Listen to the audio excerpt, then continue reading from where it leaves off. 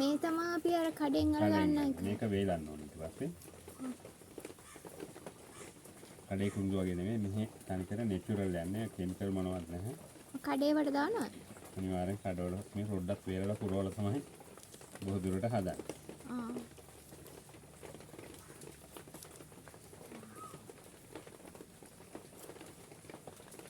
වේලන්න කොච්චර කල් යනවද? දැන් මේක අපි දැන් මේ ටිකක් ඉවරනම් මේක දරට. එක ලේ එකයි ගහකින් ගන්න පුළුවන්.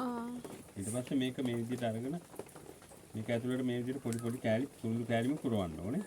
පුරවලා මේක ජොයින්ට් කරලා හදනවා මීටරයක් වගේ දිගට. හදලා මේ විදිහට මදාවුවේ දවස් 8ක් 10ක් වේලෙනවා. කො අවුව නෑනේ. ඒක තදාවුවේ තියන්නේ නැහැ. දැන් ඉතින් වැස්සනේ. මේ විදිහට තිබ්බම මේක ඔටෝම රෝල් වෙනවා දවස් 10ක් යනකොට. රෝල් වෙලා කුරුඳු කෑල්ල හැදෙනවා වෙනද පොළට යන